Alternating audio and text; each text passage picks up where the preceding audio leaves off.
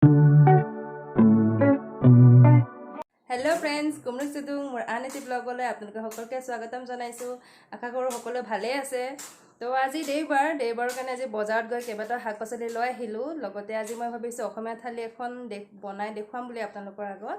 तो गोटेइखिनि घोरा पद्धतिते करिছো, केनेকুৱা কি হৈছে आपलोকক দেখুৱাই আছো বাৰু। তাৰপাছত অসমীয়া থলুৱা খাদ্য বনাম বুলি প্ৰস্তুত কৰিছো। এইখিনি বস্তুখিনি এয়া হল মাছ, ইয়াত আছে শিঙৰা মাছ, বামি আৰু ইফালে বুটিয়া মাছ আছে। আৰু ইয়াত মই লৈছো মচুন্দৰী পাত, তিতা কেৰেলা, পুঠি মাছ আৰু ইফালে মাছ এয়া তিতা ভিকুৰি সৰুটো, মাটিমাহ, ইফালে গৰৈ মাছৰ লগত মই ঔটেঙা আৰু ঢেকীয়া জোল বনাম ভাবিছো। আৰু ইফালে ভাত কেৰেলাৰ পিটিকা এটা বনাবলৈ ৰেডি কৰিছো। আৰু ইফালে আছে সৰিয়হ শাক, এই বছৰ নতুন সৰিয়হ শাক ওলালেহি, এয়া মই বইল কৰিম। আৰু ইফালে আছে তিয়হ, ইফালে ভেন্দিৰ লগত মই সৰিয়হ দি বনাম বুলি ভাবিছো আজি। তাৰপিছত এইখিনি পিটিকা কৰিবৰ কাৰণে গোটেইখিনি ৰেডি কৰি থৈ দিছোঁ। আৰু এইখিনি বেচনৰ লগত বনাম মই আজি। আহক মই গোটেইখিনি বস্তুখিনি ভালদৰে দেখুৱাম আপোনালোকক বনাই লৈ। মই মাটিমাহখিনি প্ৰথমে বইল কৰি লওঁ ভালদৰে। গৰম হ'ল আৰু মই ইয়াত প্ৰথমে দিম পাঁচফোৰণ,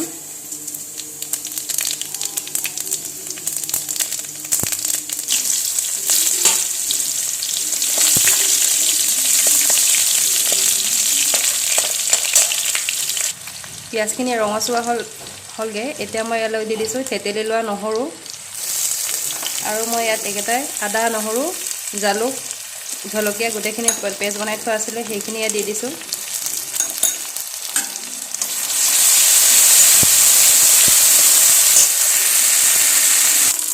এতিয়া মই মাটিমাহখিনি গোটেই ঢালি দিম ইয়াতে।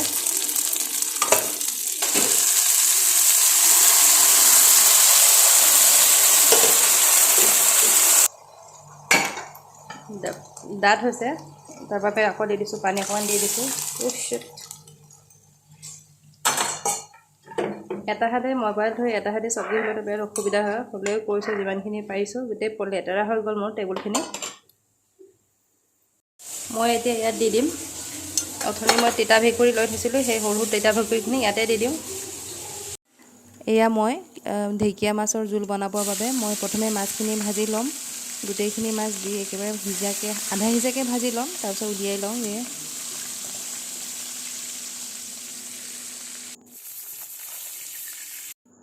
ভাজি থোৱা তেলতে মই এতিয়া পিঁয়াজখিনি দি দিছোঁ। ইয়াত মই ঢেকীয়া জোলটো বনামগৈ। তো মই এতিয়া প্ৰথমে দিলোঁ পিঁয়াজ, আৰু মই ইয়াত দি দিম আদা, নহৰু, জালুক গুড়ি কৰাটো। আৰু মই ইয়াত অলপ বেছিকৈ নহৰু এক্সট্ৰাকৈ থেতেলি লোৱা আছিলে সেইখিনিও দি দিম। আৰু ইয়াত মই লগে লগে দি দিম কেঁচা হালধি, অলপ হিলাই লওঁ। হিলাই লৈ মই ইয়াত দি দিম কেঁচা হালধি ৰঙৰ বাবে। ইয়াত মই বেলেগ গুড়ি ইউজ নকৰোঁ, কেঁচা হালধিয়ে দিওঁ।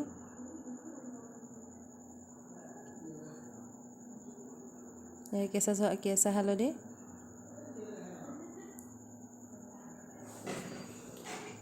আৰু লগে লগে মই ইয়াত দি দিম ঢেকীয়াখিনি।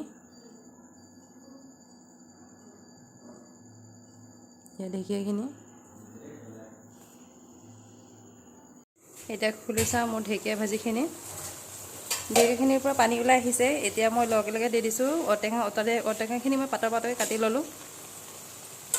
এবাৰ হিলাই লৈ ঢাকি দিম।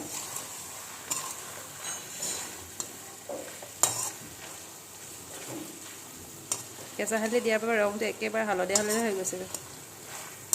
আৰু কেঁচা হালধি খোৱাটো আমাৰ কাৰণে ভালো, স্বাস্থ্যৰ কাৰণে। এয়া হৈ গ'ল, এতিয়া ঢাকি থৈ দিম। তাৰপিছত অলপ পাছত পানী দি একেবাৰে মাছটো দি দিম, ভাজি থোৱা মাছবোৰ দি দিম। এয়া মোৰ কেৰাহী গৰম হ'ল, মই ইয়াত তিতা কেৰেলা ভাজিম বুলি লৈছোঁ। ইয়াত আছে পিঁয়াজ, কেঁচা জলকীয়া,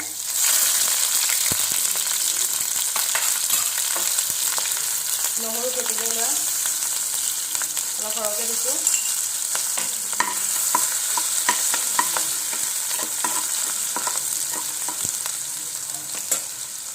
লগে লগে কেৰেলাখিনি দিয়ে দিছোঁ।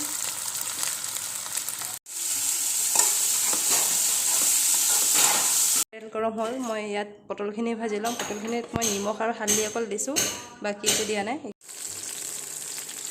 এইফালে পাতত দিবলৈ মই ৰেডি কৰিছোঁ মাছ।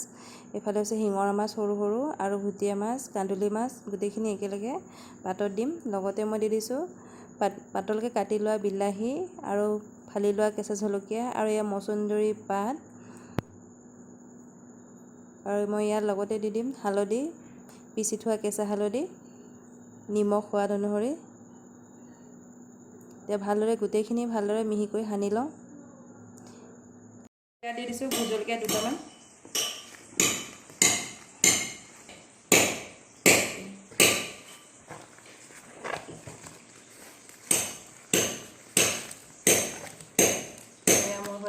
এইখিনি এতিয়া কুকাৰত দি দিম।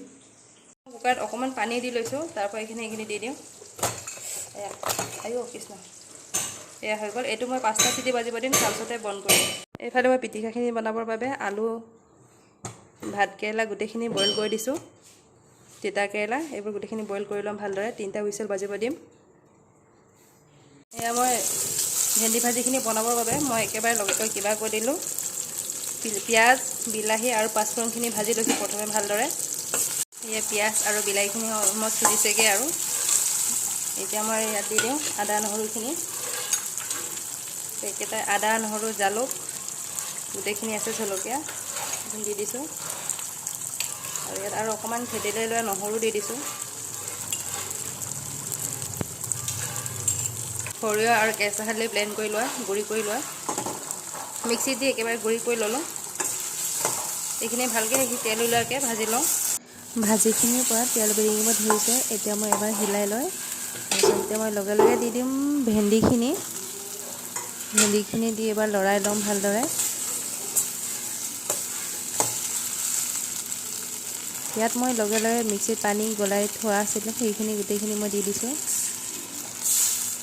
আৰু এবাৰ উতল আহিব দিয়াৰ পাছত বন্ধ কৰি দিম।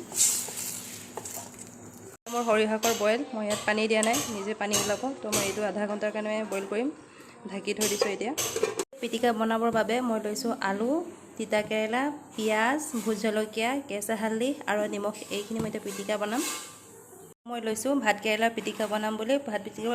পিটিকাৰ বাবে লৈছোঁ একেটাই বস্তু, আলু, হালধি, ভোট জলকীয়া, কাটা পিঁয়াজ। এইখিনি মই পিটিকা কৰি লওঁ।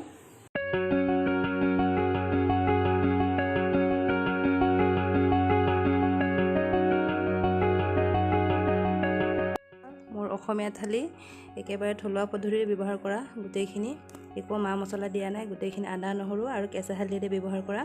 আৰু এয়া মোৰ হৈছে মচুন্দৰী পাত আৰু মাছ পাতত দিয়া।